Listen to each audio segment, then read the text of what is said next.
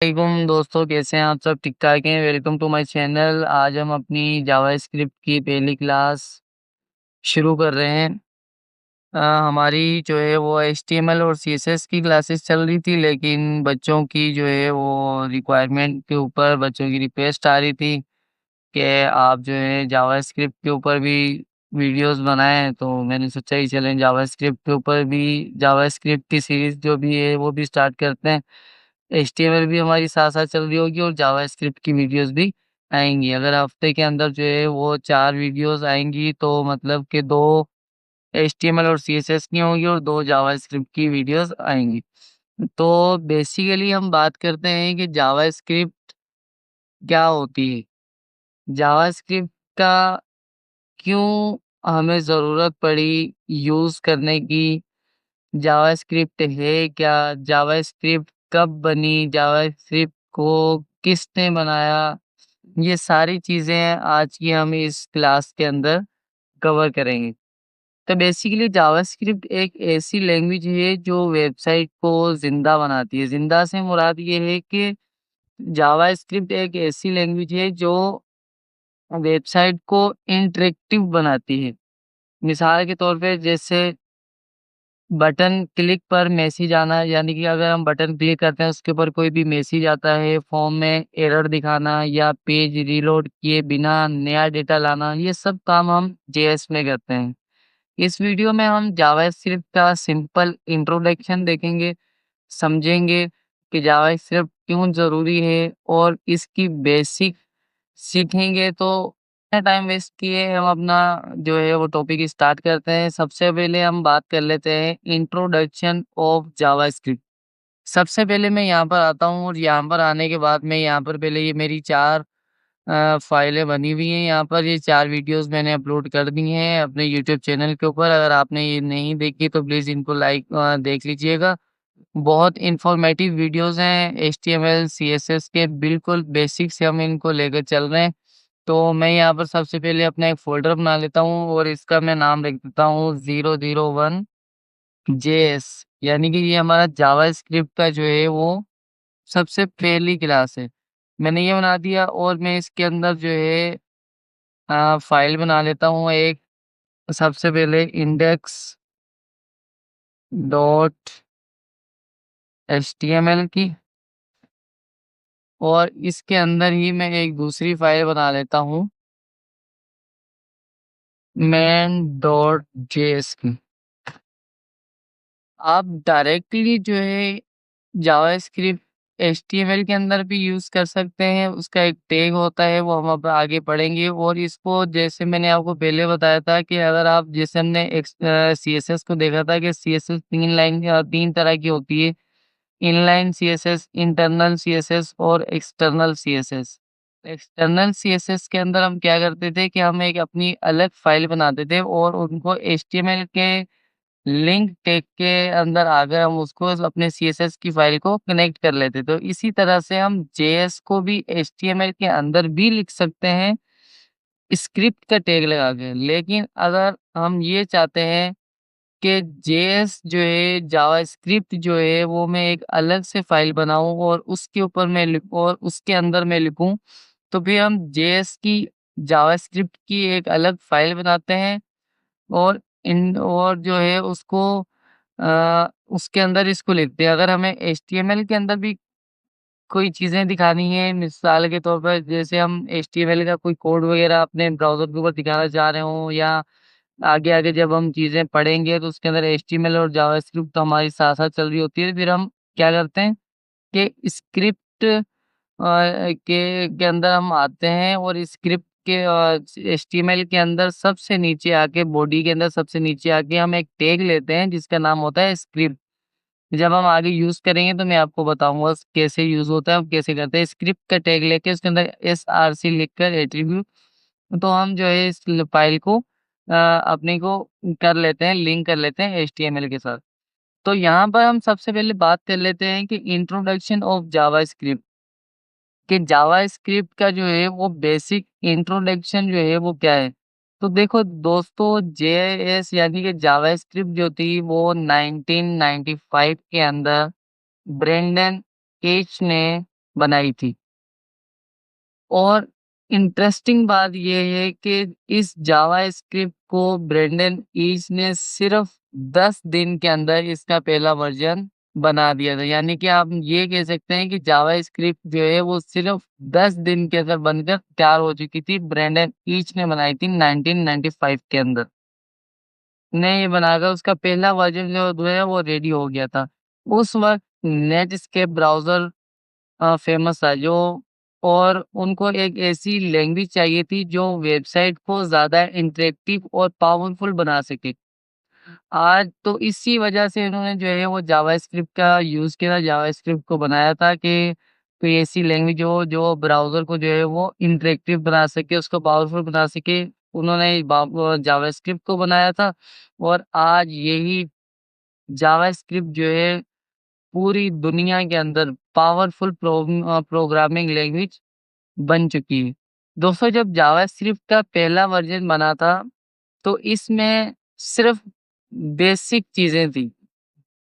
अगर मैं यहाँ पर अपने जेएस की फ़ाइल के अंदर आ जाता हूँ, मैं जेएस की फ़ाइल के अंदर आने के बाद मैं यहाँ पर कमेंट करके लिखता हूँ।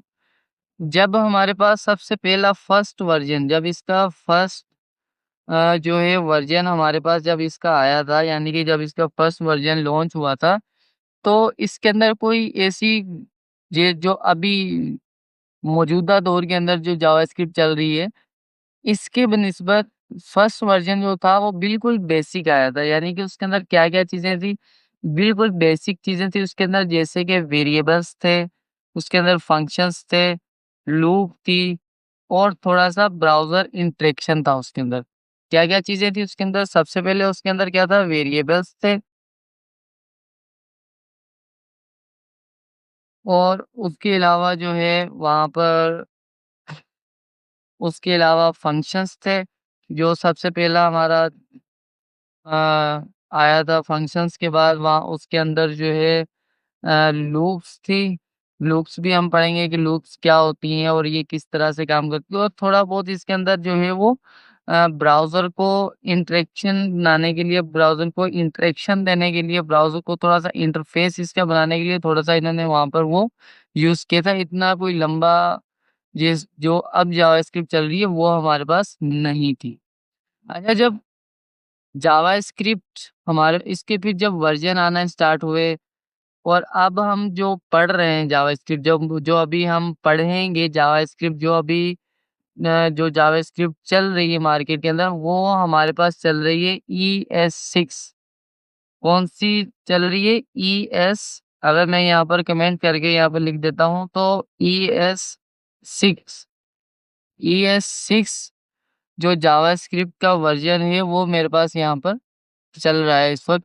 हम इस वक़्त जो है ES6 वर्ज़न जो है वो इस्तेमाल कर रहे हैं। अच्छा, ES6 वर्ज़न के अंदर और फर्स्ट वर्ज़न के अंदर किस चीज़ का डिफ़रेंस था, तो वो हम देख लेते हैं थोड़ा-सा यहाँ पर। बात कर लेते हैं feature of first version and ES6 version, यानी कि जो पहला वर्ज़न इनका आया था उसके अंदर और अभी जो वर्ज़न चल रहा है, जो हम यूज़ कर रहे हैं ES6 जावास्क्रिप्ट 6 वर्ज़न जो हम अभी इस्तेमाल कर रहे हैं, उसके अंदर क्या डिफ़रेंस था? तो सबसे पहली जो चीज़ थी, जो फर्स्ट वर्ज़न था उसके अंदर सिर्फ़ एक वेरिएबल था। सिर्फ़ और सिर्फ़ उसके अंदर कौन-सा वेरिएबल था? सिर्फ़ एक वेरिएबल था और उसका नाम था var। var वेरिएबल सिर्फ़ जो है, var वेरिएबल जो था ये सिर्फ़ और सिर्फ़ सिर्फ़ फर्स्ट वर्ज़न जो इसका आया था उसके अंदर ये यूज़ हुआ था, वेरिएबल। अब वेरिएबल्स क्या होते हैं इसके बारे के अंदर भी हम आगे इसी वीडियो के अंदर तफ़सील के साथ हम इसको पढ़ेंगे, कितने टाइप्स के वेरिएबल्स होते हैं, क्या होते हैं और ये क्या काम करते हैं वेरिएबल्स। तो जो सबसे पहला जो फर्स्ट वर्ज़न जो लॉन्च हुआ था उसके अंदर सिर्फ़ एक वेरिएबल था और उस वेरिएबल का नाम था var। लेकिन जो ES6 वर्ज़न जो अभी इस्तेमाल कर रहे हैं, इसके अंदर जो है वो 2 इसके अंदर 2 वेरिएबल्स और ऐड हो चुके हैं। एक का नाम है हमारे पास लेट एंड कॉस्ट। ये 2 वेरिएबल ये 6 के अंदर हम यहाँ पर अभी यूज़ कर रहे हैं। पहले जब इसका फर्स्ट वर्ज़न आया था तो सिर्फ़ एक वेरिएबल था। जिसका नाम था var। ये सिर्फ़ ये एक वर्ज़न इन्होंने लॉन्च किया, वेरिएबल लॉन्च किया था। फिर जैसे-जैसे आगे-आगे वर्ज़न बढ़ते गए और अभी जो ES6 हम यूज़ कर रहे हैं, तो हमारे पास जो है इस वक़्त 3 वेरिएबल्स हैं। एक var, एक let, एक const। इन तीनों को जो है हम डिटेल में आगे पढ़ेंगे कि ये किस तरह से काम करते हैं। अच्छा, उसके बाद मेरे पास फर्स्ट वर्ज़न के अंदर कुछ फंक्शंस ऐसे थे जो आए थे और फिर उसी उन्हीं फंक्शंस को जो है ES6 के अंदर थोड़ा-सा और चेंज किया। तो हम यहाँ पर बात कर लेते हैं अब थोड़ी-सी फंक्शन की कि फंक्शंस कौन-कौन से आए थे फर्स्ट वर्ज़न के अंदर, और इसको मैं दे देता हूँ यहाँ पर फर्स्ट वर्ज़न। मैं बताता हूँ कि फर्स्ट वर्ज़न के अंदर जो हमारे पास फंक्शन आया था, फंक्शन थोड़ा-सा कुछ इस टाइप का फंक्शन था कि वो जैसे हम प्रॉपर एक फंक्शन लिखते हैं। अच्छा, फंक्शन लिखते हैं तो फंक्शन क्या होते हैं? फंक्शन को भी हम आगे पढ़ेंगे अपनी जो जैसे-जैसे हमारी क्लासेस चलती रहेंगी, हम उसको आस्ते-आस्ते इन सारी चीज़ों को कवर करेंगे।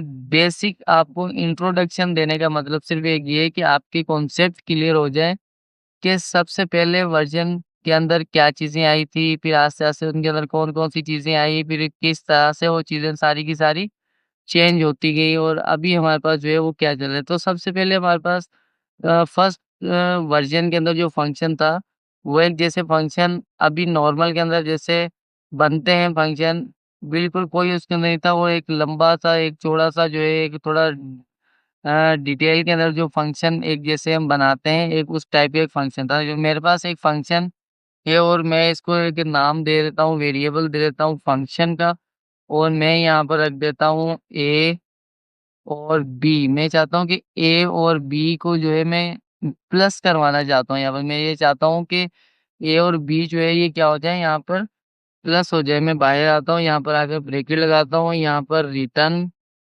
कल लगाता हूँ और मैं इसे कहता हूँ कि ए जो मेरा है उसको प्लस करवा दो बी के साथ।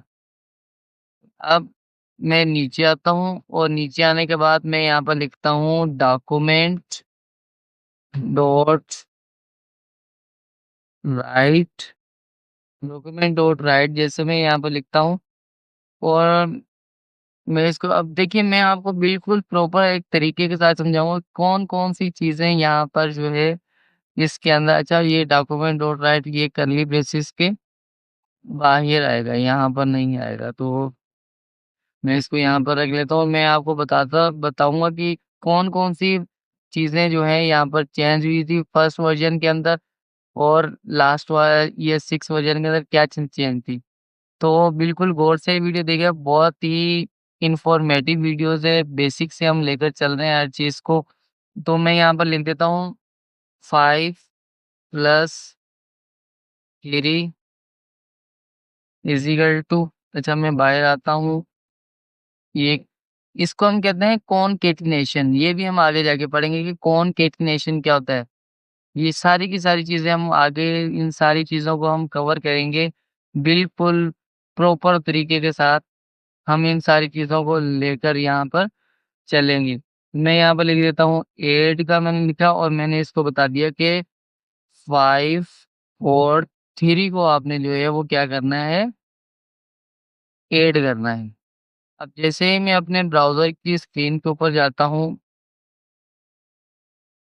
यहाँ पर हम आ जाते हैं और मैं यहाँ पर बिल्ट-इन जो कोड है एचटीएमएल का वो ले लेता हूँ। यहाँ पर मैं लिख देता हूँ स्क्रिप्ट। स्क्रिप्ट का मैंने टैग लिया और मैं यहाँ पर लिख देता हूँ एसआरसी और यहाँ पर मैं लिख देता हूँ मेन डॉट जेएस। ये देखें, मैंने आपको बताया था कि स्क्रिप्ट एचटीएमएल के अंदर जब हम अब देखें, मुझे जो अपना रिज़ल्ट देखना है ना ब्राउज़र के ऊपर देखना है और ब्राउज़र के ऊपर जब हम जाएँगे तो वो हम एचटीएमएल के ज़रिए से हम अपना जावास्क्रिप्ट का जो है वो जो हमारा रिज़ल्ट आ रहा होता है हम वो देख पाते हैं। तो उसके ज़रिए से फिर मुझे क्या करना पड़ा, एचटीएमएल के अंदर आके मुझे अपनी जावास्क्रिप्ट की जो फ़ाइल थी उसको लिंक करवाना पड़ा। तो मैंने आपको बताया था कि जावास्क्रिप्ट के अंदर और एचटीएमएल के अंदर हम आके एक स्क्रिप्ट का टैग लेंगे। ये मैंने एक स्क्रिप्ट का टैग लिया है और इस स्क्रिप्ट के टैग के अंदर मैंने एक एसआरसी दिया है, एट्रीब्यूट, और मेन डॉट जेएस मैंने यहाँ पर अपनी फ़ाइल का नाम लिख के इसको कनेक्ट कर दिया है। अब मैं जैसे ही यहाँ पर ओपन विथ लाइव सर्वर करता हूँ, तो ये देखिए मुझे यहाँ पर आंसर मेरा मिल रहा होगा। अ, कोई मिस्टेक हुई है, देख लेते हैं क्या मिस्टेक है यहाँ पर। अच्छा, फंक्शन ऐड ए बी, ठीक है, रिटर्न हमने करवा दिया ए प्लस बी डॉक्यूमेंट होता है एट एट। अरे ये चीज़, ये अच्छा, तो मैंने यहाँ पर दरअसल ये चीज़ें यहाँ पर लिखी हुई हैं, वेरिएबल्स, फंक्शंस, लूप्स।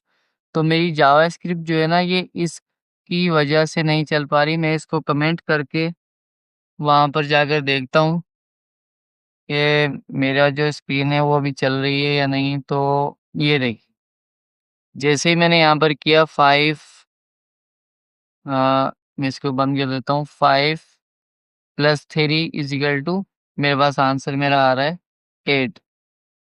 अच्छा, ये यहाँ पर क्यों, किस वजह से ये चीज़ हो, किस वजह से ये चीज़ आ रही थी कि मैंने यहाँ पर जो है इनको कमेंट नहीं किया हुआ था, ये बिल्कुल ओपन थे। तो हमारी जो जावास्क्रिप्ट जो है वो लाइन बाय लाइन चलती है।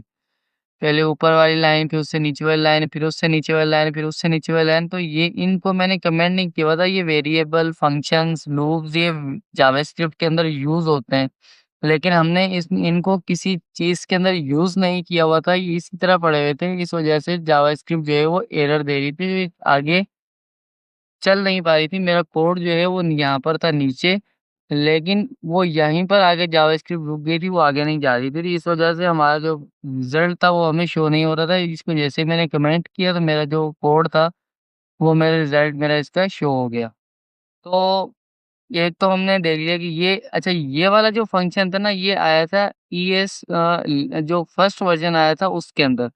अच्छा, उसके बाद जो ईएस 6 का जो वर्ज़न जो आया, उसके अंदर जो कोड था, जो फ़ंक्शन था हमारे पास, वो बिल्कुल ही उम, आसान, जो इसको मैं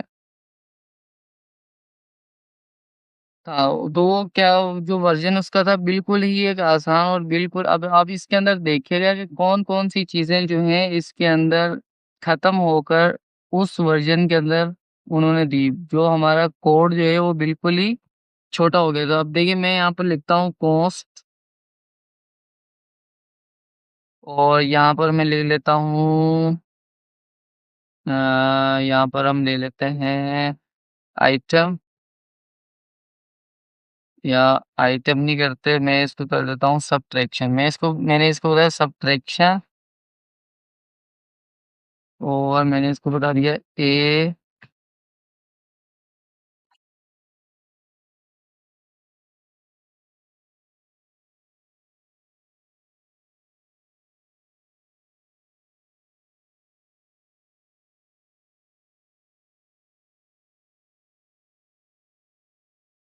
यहाँ पर आने के बाद मैं यहाँ पर लिख देता हूँ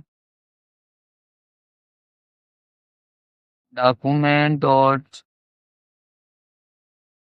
राइट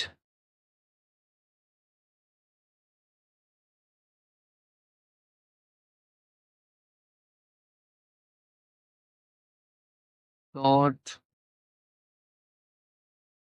राइट। लिखने के बाद मैं यहाँ पे लिखता हूँ कि 5 3 इक्वल टू, और यहाँ पर आने के बाद मैं यहाँ पर लिख देता हूँ,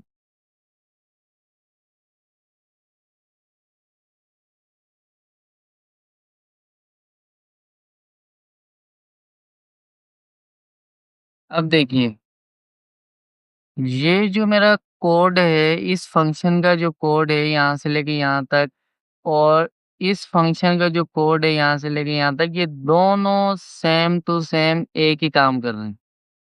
लेकिन यहाँ पर क्या हो रहा है कि यहाँ पर फ़ंक्शन जो है वो ज़्यादा जगह ले रहा है और ज़्यादा उसके अंदर वर्डिंग यूज़ हो रही है और उसका जो कोड है वो बहुत ज़्यादा है, बहुत ज़्यादा तो कह नहीं लेकिन ज़्यादा है।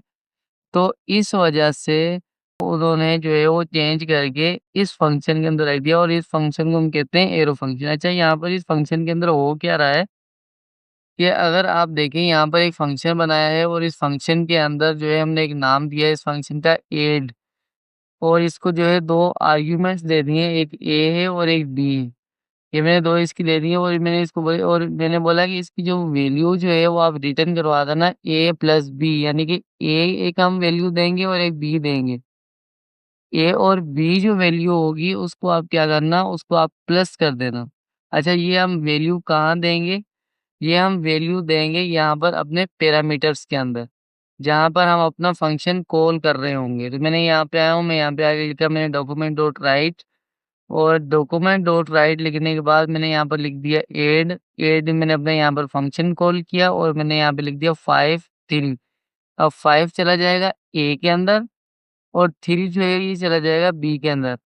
जब 5 और 3 आपस के अंदर जब ये प्लस होंगे तो ये हमारे पास आंसर जो है वो हमारे पास आ जाएगा 8।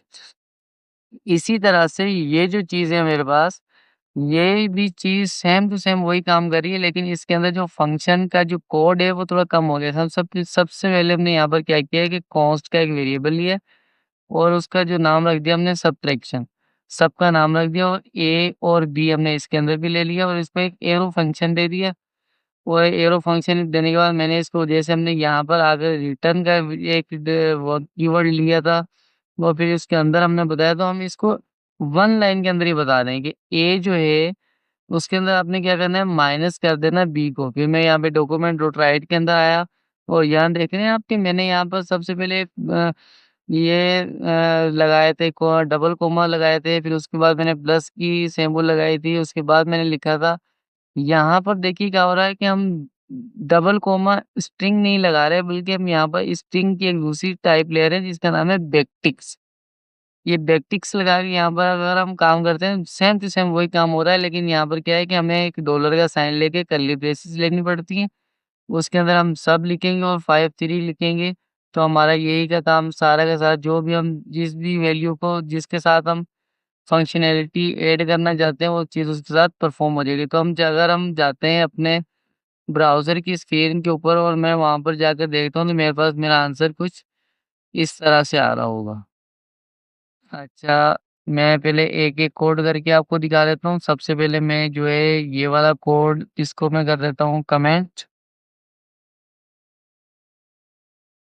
तो ये देखिए 5 माइनस 3 इज़ इक्वल टू 2। इसी तरह से अगर मैं इसको करता हूँ कमेंट और ये वाला जो मेरा कोड है इसको मैं जो है हाइड कर लेता हूँ। ये देखिए 5 प्लस 3 इज़ इक्वल टू 8। तो बताने का मकसद सिर्फ़ ये है कि कुछ वर्ज़न्स आए थे। अ, फर्स्ट वर्ज़न जो था उसके अंदर कुछ वर्ज़न थे और फिर जिस तरह से आगे-आगे जावास्क्रिप्ट जो है वो वर्ज़न्स आते रहे, उन्होंने इसके अंदर जो है वो अपने चेंजेस करना स्टार्ट कर दिए और आगे जो है वो इस तरह से चीज़ें चलती रहीं। अच्छा, अब हमारे पास हम अपने नेक्स्ट टॉपिक के ऊपर एक के पे आते हैं। जो जावास्क्रिप्ट है हमारे पास, जावास्क्रिप्ट हमारे पास 2 टाइप्स की होती है। 2 टाइप्स ऑफ जावास्क्रिप्ट। 2 टाइप्स की जावास्क्रिप्ट हमारे पास होती है। सबसे पहले हमारे पास आती है जावास्क्रिप्ट जो आती है वो है client side client side JavaScript. उसके बाद जो सेकंड नंबर पे जावास्क्रिप्ट आती है वो होती है सर्वर साइड जावास्क्रिप्ट।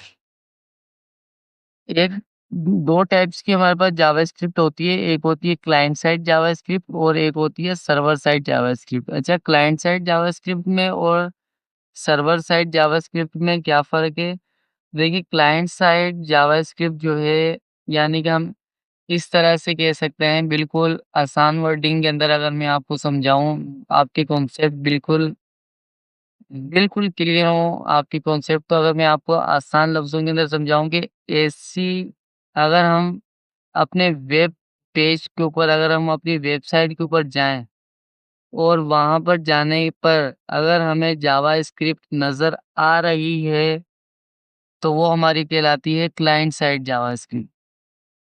वापिस सुनिएगा, अगर मैं अपनी वेबसाइट पर जाता हूँ और वहाँ पर जाने के बाद अगर मुझे जावास्क्रिप्ट नज़र आ रही है, आसान लफ्ज़ों में मैं समझा रहा हूँ आपको कि अगर क्लाइंट साइड के ऊपर अगर हम क्लाइंट साइड जावास्क्रिप्ट क्या होती है, अगर मैं अपनी वेबसाइट पर जाता हूँ और अगर वहाँ पर आपको जावास्क्रिप्ट नज़र आती है, तो वो क्लाइंट साइड जावास्क्रिप्ट होती है। नज़र आने से मुराद क्या है कि बटन्स का जो कलर्स हैं, वो चेंज होते हुए हमें दिखाई दे रहे हैं।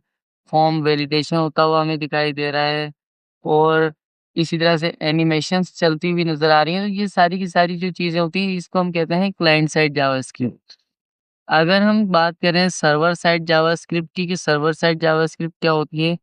ऐसी अगर हम किसी वेबसाइट के ऊपर जाएँ और वहाँ पर हमें जो जावास्क्रिप्ट है वो नज़र ना आए, लेकिन वो काम कर रही हो, उसकी फंक्शनैलिटी ऐड हो रही हो, वो अपनी फंक्शनैलिटी पूरी कर रही हो, लेकिन हमें नज़र ना आ रही हो, तो उसको हम कहते हैं सर्वर साइड जावास्क्रिप्ट। मिसाल के तौर पर जो चीज़ आपको डायरेक्टली नहीं दिख पा रही, जैसे डेटाबेस से डेटा लेना, यूज़र का पासवर्ड चेक करना, सर्वर पर रिक्वेस्ट भेजना या सर्वर इसको हम कहते हैं सर्वर साइड जावास्क्रिप्ट।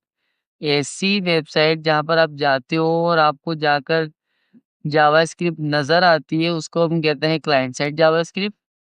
और ऐसी वेबसाइट अगर आप उस वेबसाइट के ऊपर अगर आप जाते हो और आपको जाने के बाद वहाँ पर जावास्क्रिप्ट आपको नज़र नहीं आती, तो उसको आप कहते हो सर्वर साइड जावास्क्रिप्ट।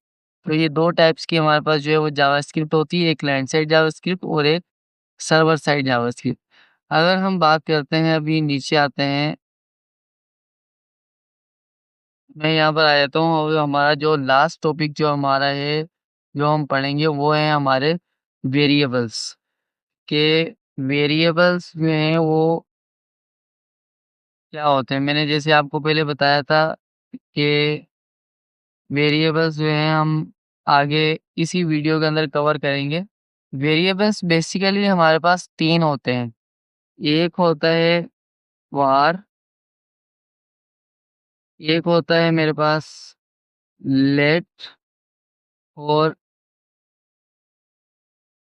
एक होता है मेरे पास कॉन्स्ट।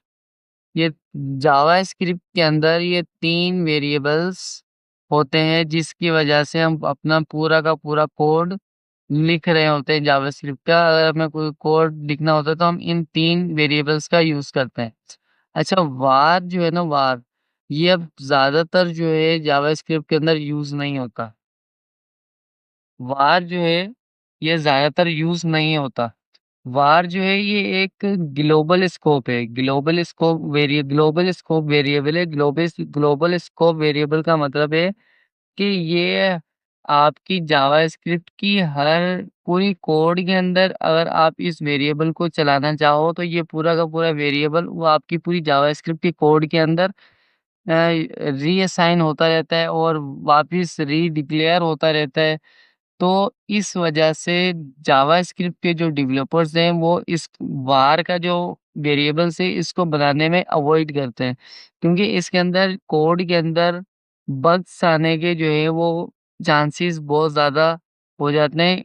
कोड जो है वो एक अच्छे प्रॉपर तरीके से चल ना पाए या कोड के अंदर कोई खराबी आ जाए या कोड जो है वो अच्छे तरीके से अपना काम ना कर पाए वार की मदद से। तो इस वजह से क्योंकि इसके अंदर बहुत सारी क्योंकि ये ग्लोबल स्कोप है, इसको आप जिस तरह से बोलोगे ये उस तरह से काम करना स्टार्ट कर देगा। मिसाल के तौर पे अगर मैं आपको यहाँ पर वार का समझाऊँ कि वार क्या करता है, अगर मैं यहाँ पर लेता हूँ वार, ये एक नाम ले लिया वार वेरिएबल का और मैं यहाँ पर दे देता हूँ इसको क्या देता हूँ ए जो है और इसकी वैल्यू जो है वो आपने क्या वार मैं इसको बताता हूँ ए और इसकी जो वैल्यू है वो आपने रख देनी है अली।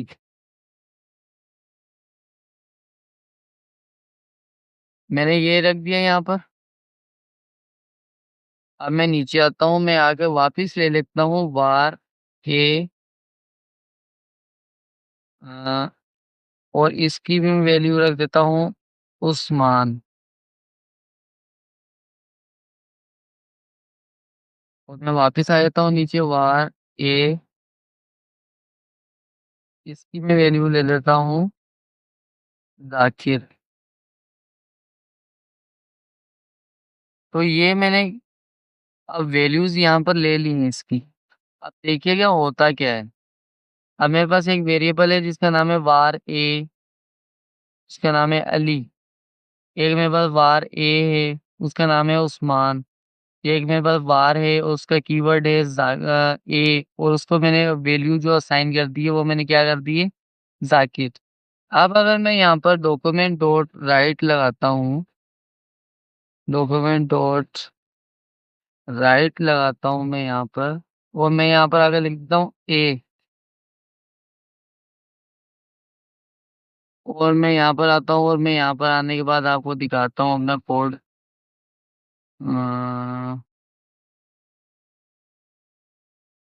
इसको फिलहाल मैं यहाँ पे क्या कर देता हूँ, कमेंट कर देता हूँ इसको। तो ये देखिए मेरे पास मेरा जो वैल्यू है वो क्या आ रही है, यहाँ पे जाकिर आ रही है। हालांकि मैंने यहाँ पर 3 वैल्यूज लिखी हुई, 3 वेरिएबल्स बनाए। वेरिएबल ए अली, उस्मान, जाकिर। लेकिन इसने क्या किया है कि वेरिएबल ये कुछ भी नहीं कह रहा है। ये कह रहा है कि भाई अगर आप ए का वेरिएबल पहले बना हुआ है, अगर आप दूसरा वेरिएबल ए का बनाना चाहते हो तो कोई मसला नहीं है, मैं आपको दूसरा वेरिएबल बना के देता हूँ, उसके अंदर आप दूसरी वैल्यू ऐड कर दो उस मान की।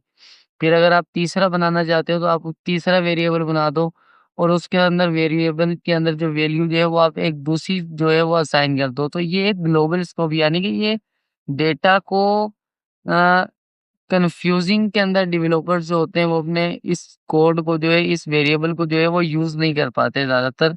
वो ये वे जो डेवलपर्स होते हैं इस वेरिएबल्स को, var का जो वेरिएबल, इससे अवॉइड करते हैं, क्योंकि इसके अंदर कोड के अंदर जो है वो बग्स आने के जो है वो खतरात जो है वो चांसेस जो है वो बहुत ज़्यादा हो जाते हैं। अच्छा, इसी तरह से मेरे पास एक दूसरा आता है वेरिएबल जिसका नाम है लेट। अच्छा, लेट देखिएगा क्या कर रहे हैं यहाँ पर। मैं यहाँ पर लिखता हूँ लेट बी इक्वल टू, मैं यहाँ पर उससे बता देता हूँ अली।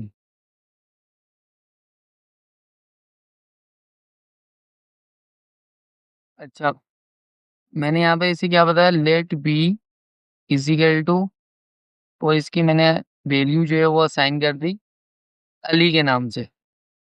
अब अगर मैं दोबारा ये लिखता हूँ लेट बी, तो ये मुझे एरर दे रहा है। ये देख रहे हैं नीचे लाल लाइन आ गई, इसने मुझे ये एरर दे दिया। और देखें ये पढ़ें, ये एरर क्या दे रहा है, can not redeclare block scope variable be. ये वाला जो वेरिएबल था ये क्या था, ये ग्लोबल स्कोप वेरिएबल था। ये वाला जो स्कोप था ये क्या था, ये ग्लोबल स्कोप वेरिएबल था।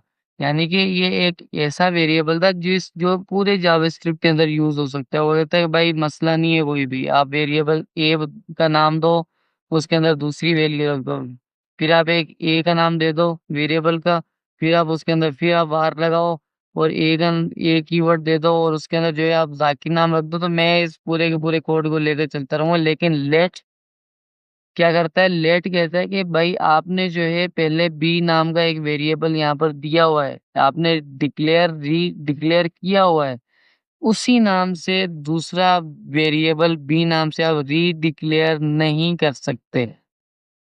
क्यों नहीं कर सकते? क्योंकि ये कहता है कि आप इसकी वैल्यू तो असाइन कर सकते हो, इसकी वैल्यू आप रीअसाइन कर सकते हो, लेकिन इस वेरिएबल को आप दोबारा यूज नहीं कर सकते बी वाले वेरिएबल को। तो ये होता है हमारे पास ये ग्लोबल स्कोप और ब्लॉक स्कोप। इसके अंदर क्या होता है कि ये वैल्यू भी कहते हैं मैं आपको रीअसाइन कर दूंगा, मैं आपको वेरिएबल्स भी जो है वो रीडिक्लेयर कर दूँगा, मेरा कोई मसला नहीं है, मैं जैसा आप बोलते हो वैसा मैं चलता रहता हूँ, वेरिएबल ये कहता है। var का जो वेरिएबल है, var जो हम पढ़ रहे हैं, var के अंदर ये चीज़ होती है, लेकिन इस वक़्त वे जो हमारे डेवलपर्स हैं वो var का यूज़ ज़्यादातर नहीं करते, वो लेट या कॉन्स्ट का यूज़ करते हैं। लेट जो है, इससे कोड जो है वो हमारा सेफ रहता है। अब लेट का क्या करें बी, जब मैंने यहाँ पर दूसरा कोड लिखा था लेट बी का, तो वो मुझे क्या बता रहा था कि आप जो है दोबारा इसको रीडिक्लेयर नहीं कर सकते। इसी नाम का आप जो है वो दोबारा नहीं बना सकते। तो इससे हमारा क्या होता है कि हमारा जो कोड है वो सेफ रहता है। अगर देखें इसकी मैं वैल्यू जो है वो चेंज कर सकता हूँ। मैं यहाँ पर आता हूँ और यहाँ पर आने के बाद मैं लिखता हूँ बी, और बी लिखने के बाद मैं इसकी वैल्यू कर देता हूँ गुलज़मान। मैंने इसकी वैल्यू जो है वो मैंने कर दी गुलज़मान। अब अगर मैं यहाँ पर आता हूँ और यहाँ पर मैं डॉक्यूमेंट डॉट राइट लगाता हूँ, तो मेरे पास जो वैल्यू है ब्राउज़र के ऊपर मेरे पास वो क्या आ रही होगी? आप क्या गेस करते हैं कि अली आ रही होगी या गुलज़मान आ रही होगी? तो चलें चल के देखते हैं अपनी स्क्रीन के ऊपर। तो ये देखें, ये मुझे क्या दे रहा है? गुलज़मान जो है मेरी स्पेलिंग थोड़ी मिस्टेक थी, चलें मैं इसको सही कर लेता हूँ।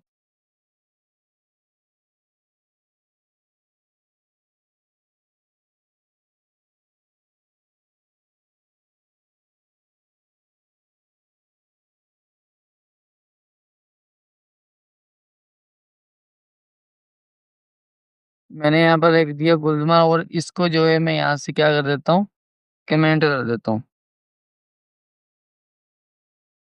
तो ये देखें ये मुझे दे रहा है गुलज़मान, लेकिन मैंने ऊपर कौन-सी वैल्यू दी हुई है? अली की। ये क्या करता है? वैल्यू जो है हमारी वो तो रीअसाइन कर देगा, लेकिन वेरिएबल जो है वो ये रीडिक्लेयर नहीं करेगा।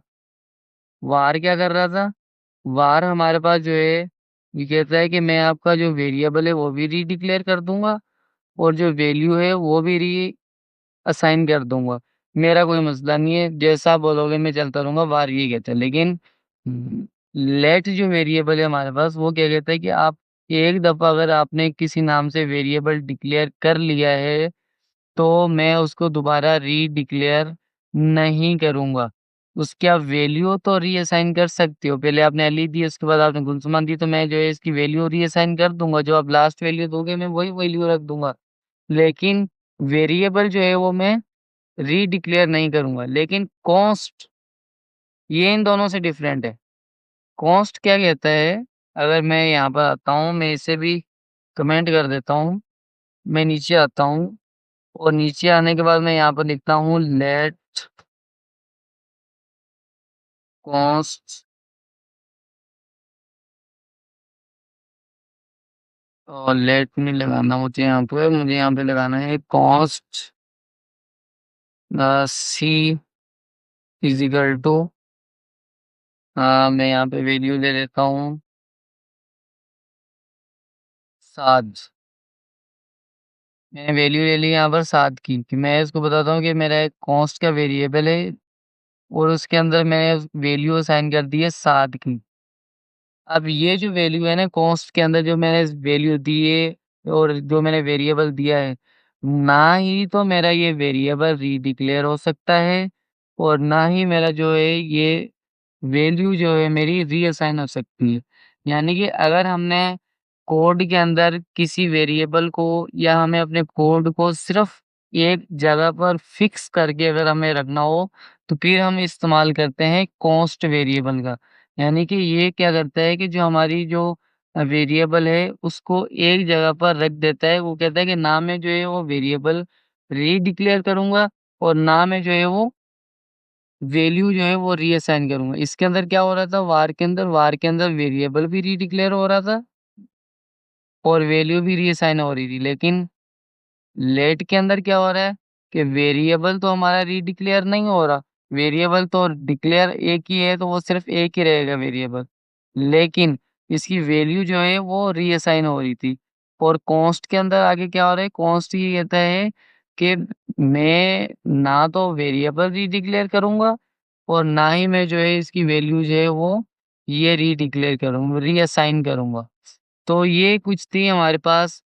ये जो आता है var जो आता है ये हमारे पास ग्लोबल स्कोप के अंदर आता है और लेट वेरिएबल जो हमारे पास आता है वो हमारे पास आता है ब्लॉक लेवल स्कोप के अंदर, और कॉस्ट भी हमारे पास ब्लॉक लेवल स्कोप के अंदर आता है, लेकिन इसकी जो वैल्यू है वो रीअसाइन नहीं हो पाती।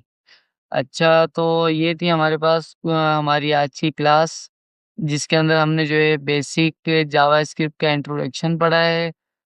जावास्क्रिप्ट क्यों यूज़ की जाती है या जावास्क्रिप्ट को यूज़ करने का मकसद क्या था, किसने बनाई थी और जावास्क्रिप्ट के वर्जन्स कौन-कौन से थे और पहले वर्जन के अंदर क्या चीज़ें आई और अब जो वर्जन हमारे पास चल रहे हैं उसके अंदर क्या चीज़ें आई हैं, कितने टाइप्स की जावास्क्रिप्ट होती है और वेरिएबल्स क्या होते हैं जावास्क्रिप्ट के अंदर। तो ये सारी चीज़ें आज हमने इस वीडियो के अंदर कवर की हैं। उम्मीद है आपको ये वीडियो अच्छी लगी होगी। अगर आपको वीडियो अच्छी लगे तो प्लीज़ लाइक, सब्सक्राइब लाज़मी कीजिए, बेल आइकन को भी दबाइए। मिलते हैं नेक्स्ट वीडियो में, तब तक अपना ख़्याल रखिए। अल्लाह हाफ़िज़।